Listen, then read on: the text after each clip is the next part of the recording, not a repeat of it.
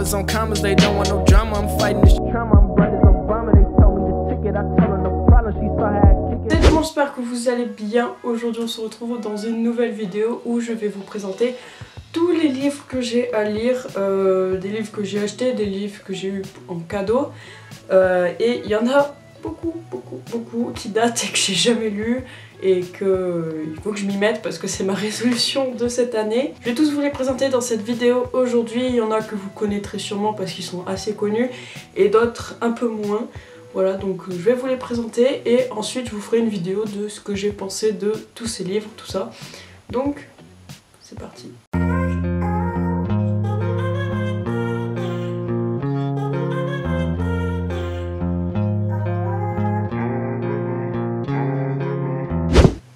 On commence par le premier livre qui s'appelle Opinion d'une femme sur les femmes. Je vais vous lire ce qui est écrit derrière. À qui a-t-on donné le droit et les privilèges de la paternité aux hommes? Pour qui a-t-on établi la liberté et l'égalité pour les hommes encore? En un mot, tout est à eux ou pour eux.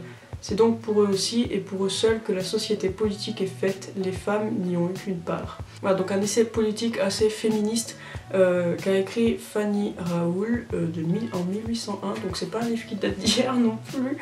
On continue avec le livre suivant que j'ai commencé à lire et qui franchement je commence déjà à adorer, c'est Les Vertus de l'échec. Je pense que vous l'avez vu partout parce que plein de gens le recommandent. Donc c'est un livre qui montre que c'est en échouant qu'on apprend. Vous connaissez tous la phrase célèbre « soit on gagne, soit on apprend ». Et ben c'est ce livre qui vous explique tout ça plus profondément. Pourquoi c'est en échouant qu'on apprend et beaucoup d'exemples sur des gens très connus qui ont réussi dans leur vie. Ah, je vous ai pas dit également, c'est Charles Pépin qui a écrit Les Vertus de l'échec.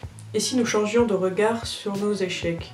Les succès viennent rarement sans accroc. Charles de Gaulle, Raphaël Nadal, Steve Jobs ou Barbara ont tous essuyé des revers cuisants avant de s'accomplir. Relisant leur parcours et de nombreux autres à la lumière de Marc Aurèle, Saint-Paul, Nietzsche, désolé je sais pas comment ça se dit, ou Freud, cet essai nous apprend à réussir nos échecs. Il nous montre comment chaque épreuve, parce qu'elle nous confronte au réel ou à notre désir profond, peut nous rendre plus lucides, plus combatifs, plus vivants. Un petit traité de sagesse qui nous met sur la voie d'une authentique réussite. Voilà, donc franchement, moi je sais pas à quel chapitre je suis, mais je vous le recommande quand même parce que ça donne quand même espoir et on voit qu'en France, on a une éducation où l'échec c'est une défaite, alors que pas du tout en fait, et vous allez vraiment vous en rendre compte dans ce livre. Et ce qui est bien, c'est que ce livre il est fait pour tout le monde en fait, que par exemple vous êtes étudiant,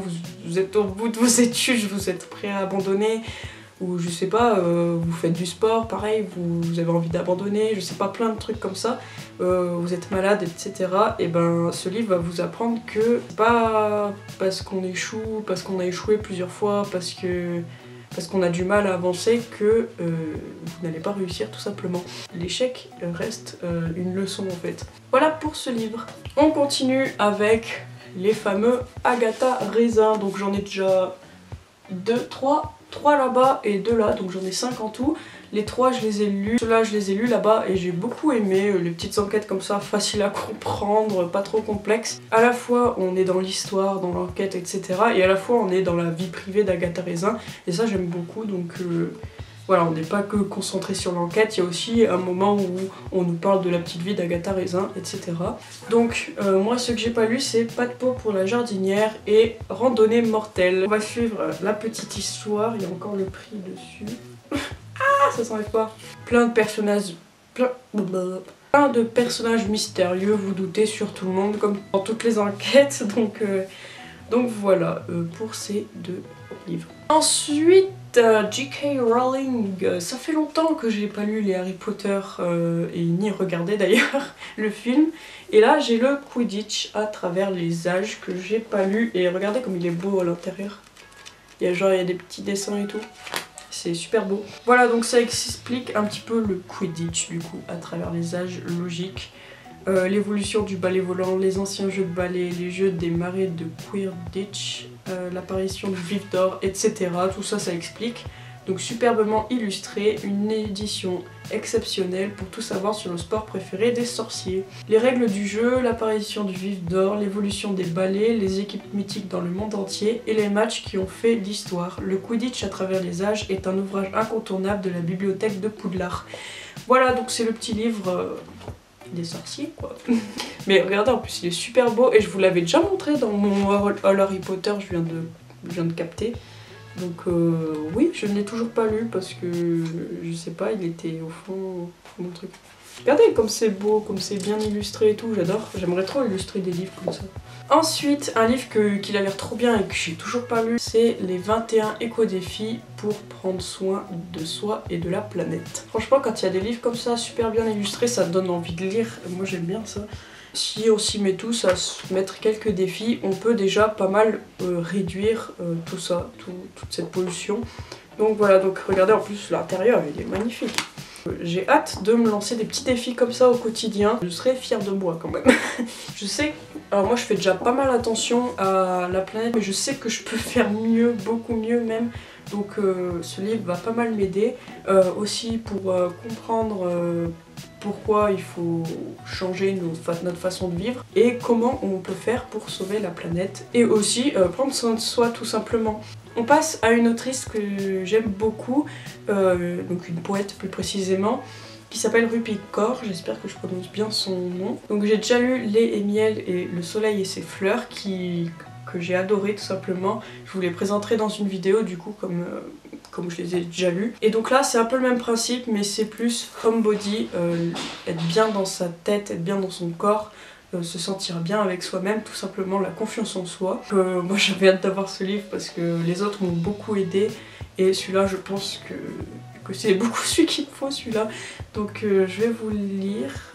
Après s'être senti déconnecté pendant si longtemps, mon esprit et mon corps finissent par se retrouver. Homebody.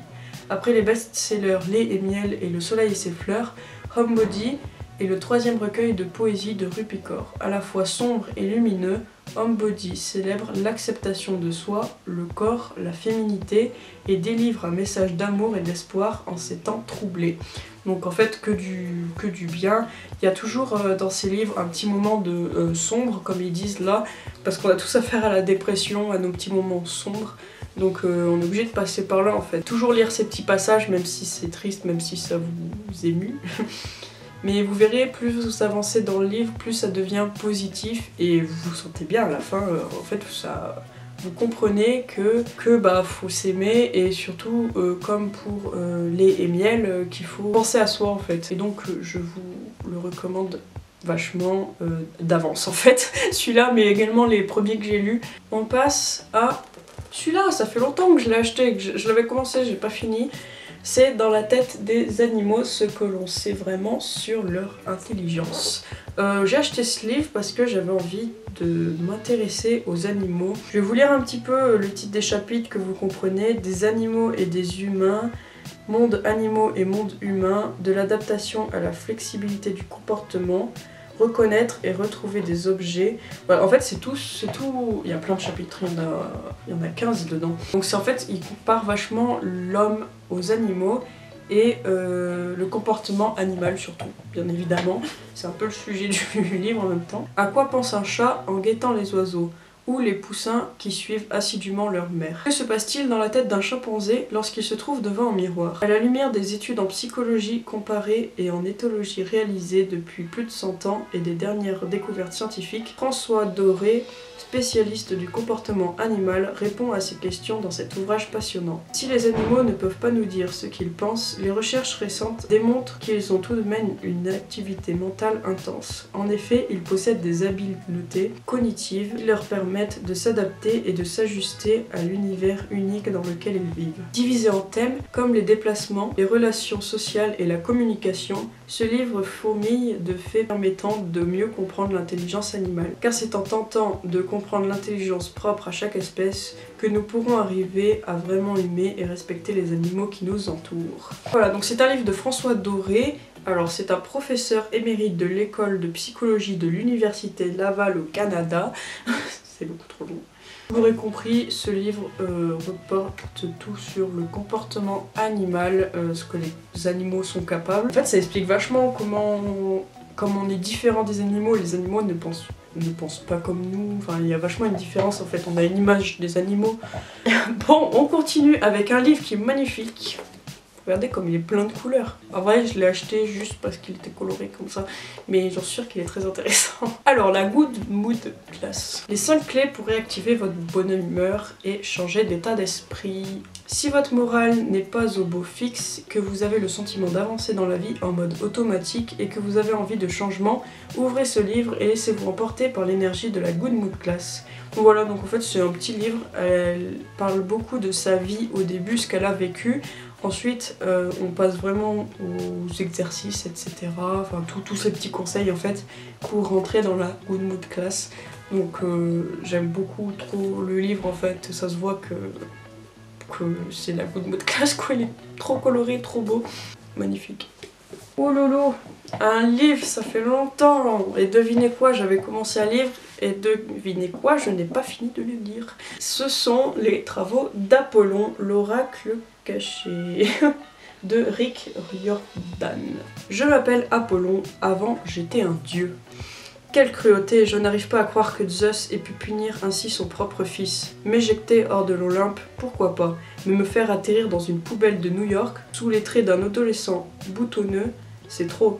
Chaque fois que Zeus m'a puni, 2 fois c'est arrivé, seulement 2 fois. J'ai dû accomplir une série de travaux pour regagner sa confiance. Avec mes talents innombrables, ça devrait être facile, non? Donc ce sont, vous avez compris, c'est de la mythologie où on parle d'Apollon qui a été jeté dans une poubelle en pleine rue de New York et il doit se débrouiller, se faire pardonner en quelque sorte. Et il va découvrir plein de choses. Déjà, j'ai commencé à lire et j'ai adoré la petite ambiance et tout.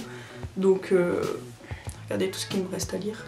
En vrai j'ai trop hâte, j'aime trop la mythologie, je trouve ça hyper intéressant en vrai. Et je sais que plein de gens aiment la mythologie donc je pense que vous le connaissez parce que c'est quand même assez connu. Encore une fois je me suis fait, comment dire, pigeonner à cause d'une couverture magnifique. Je vous cache pas que je l'ai acheté à cause de la couverture, mais je suis trop influençable en fait, c'est pas possible. Pareil, un livre connu, de Jules Verne, Voyage au centre de la Terre, mais regardez-moi, la pochette elle est incroyable. Ça c'est une édition, elle coûte cher quand même je trouve, hein. Je crois que je l'ai acheté assez cher ce livre et voilà, c'est une collection qui fait que des livres comme ça, et je trouve ça incroyable. Regardez, vous mettez ça dans votre bibliothèque là, un petit truc là, magnifique. Voilà, alors je pense que vous connaissez Voyage au centre de la Terre. Moi je vous avoue que je connais juste de titres, je n'ai jamais vu le film, je n'ai jamais lu le livre. Donc écoutez, je pense que il faut que je connaisse ça. Donc écoutez, je vais le lire aussi et puis il a l'air super beau. Mais regardez juste, il est magnifique. On va passer au manga. Parce que oui, j'ai des mangas à lire aussi. Alors j'ai Somalie et l'esprit de la forêt. Regardez comme il est beau lui aussi. En tout cas, la pochette elle est magnifique. Alors depuis que le monde est dominé par les créatures non humaines, les hommes en sont réduits à mener une existence clandestine pour échapper à la persécution sans répit des nouveaux maîtres. Un jour, un golem gardien des forêts recueille une fillette appartenant à cette race humaine en voie d'extinction et décide d'entreprendre avec elle un périlleux voyage à travers les contrées. Ainsi commencent les aventures de cet étrange duo, dépareillé mais muni d'un attachement quasi filial. Bah écoutez, ça a l'air super intéressant. Et regardez comme c'est bien dessiné, c'est magnifique. Wow. C'est incroyable. J'aimerais trop dessiner comme ça encore une fois. C'est super beau. Regardez, moi qui adore la nature, bah là, je crois qu'on est servi. On passe maintenant aux bandes dessinées.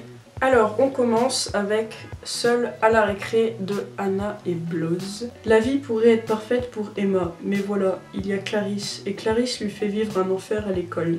Elle a même réussi à monter les autres élèves contre elle. Ses parents ne remarquent presque rien, si ce n'est son changement de comportement. Et les maîtresses ne prêtent pas attention à ce qu'on pourrait prendre pour des jeux, mais qui relèvent de quelque chose de beaucoup plus grave. Un album sensible, fin et drôle sur le harcèlement scolaire, un problème de plus en plus fréquent dans notre société.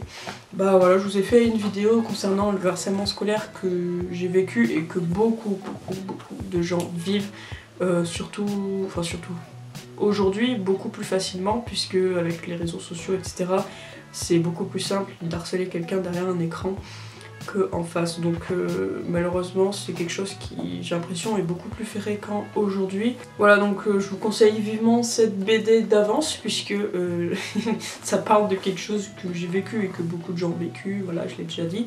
Le respect est quelque chose de très important dans la vie, dans l'éducation d'un enfant.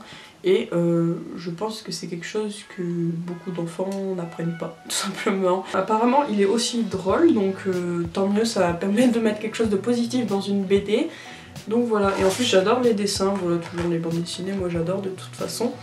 Ensuite, oh là là, on passe à une BD que j'adore, enfin que j'adore, que j'ai jamais lu, mais que les dessins j'adore. Regardez, c'est magnifique, c'est Echo. Echo est un monde miroir de la Terre. On y retrouve nos villes, nos pays, mais légèrement différents. L'électricité n'existe pas, les dragons remplacent les avions de ligne, les wagons du métro sont sur le dos d'étranges mille pattes. Mais plus étonnants sont les préchaunes, qui, sous leurs airs de peluche formalistes, semblent tenir les rênes de ce monde. Donc en fait Echo c'est le monde du miroir de notre monde. Tout ressemble et tout est différent en fait à la fois. Regardez, il y a la petite tour Eiffel derrière, petite. Voilà, mais en vrai, j'adore les dessins. Camélia face à la meute de Cazenove, Nora Fraisse et Bloz. Encore une fois Bloz, tiens. Voilà, donc pareil, toujours sur le harcèlement scolaire. Camélia, une BD émouvante sur un sujet grave, le harcèlement scolaire. Camélia retourne à l'internat après 2 mois de vacances. Celle qu'on appelait Miss Bouboule au collège est devenue une lycéenne bien dans sa peau. Elle retrouve son amie Justine et la vie semble lui sourire. Mais c'est compté sans Valentine et sa clique qui la prennent en grippe. Et lorsqu'une simple photo est diffusée sur les réseaux sociaux, c'est la spirale du harcèlement qui emporte Camélia. Elle devient le souffre-douleur de tout l'internat. Et pas la peine de compter sur Justine, car son amie, elle aussi, a rejoint le clan des harceleurs. Bon bah voilà, exactement le harcèlement scolaire. Les gens se font vachement influencer par les harceleurs de supériorité, et si t'es pas avec eux, tu es inférieur, j'en sais rien. Et je trouve ça hyper triste d'être aussi influençable et d'être aussi stupide de rejoindre des gens comme ça. Il y a aussi une histoire de rumeurs, je suppose, avec les photos, etc. Les rumeurs c'est très grave, j'en ai fait les frais et toujours aujourd'hui d'ailleurs. Les rumeurs ça peut détruire quelqu'un vraiment, et malheureusement en fait quoi que tu fasses il y aura des rumeurs sur toi, donc en fait fais ta vie tout simplement. Les gens créent des rumeurs juste parce qu'ils ont vu des petits trucs, juste parce qu'ils se font une image de toi avec quelque chose qu'ils ont déformé, et donc ça finit en rumeur totalement grosse en fait. Je pense que tout le monde a fait les frais des rumeurs, malheureusement. On passe au grimoire d'Elphie de Arleston, Alouette, Minnie Ludwig. Depuis la mort de leur mère, Elphie et Magda vivent chez une tante acariâtre. Mais un jour, leur sœur aînée revient de Londres. Elle a transformé un bus anglais en librairie ambulante pour aller de village en village. Une nouvelle vie commence. Il y a des histoires de magie, de pouvoir, il me semble. Voilà, et regardez la couverture, elle est aussi très belle. Et enfin, on passe à les enquêtes d'Enola Holmes.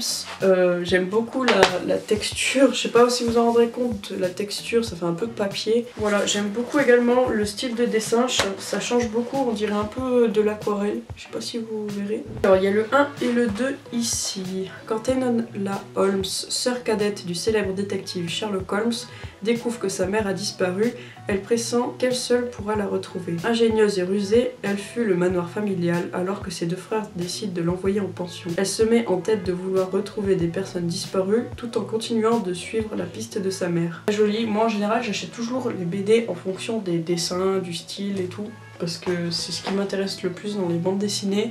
Également dans les Sisters, j'aime beaucoup la façon dont c'est dessiné. Il y a une petite atmosphère selon comment c'est dessiné, les couleurs qui te font sortir bien, en fait, tout simplement. Bon et bien voilà, c'était tout pour mes livres, si vous voyez le tas de livres que j'ai à lire. Mais on va pas abandonner, on va lire tout ça petit à petit, et j'espère que d'ici la fin de l'année j'aurai tout fini. J'espère que cette vidéo vous aura plu, n'hésitez pas à vous aussi mentionner en commentaire tous les livres, votre lecture du mois, votre lecture de l'année, etc. Voilà, moi je vous dis à très bientôt dans une prochaine vidéo. Bisous. I won't stop till I hear him say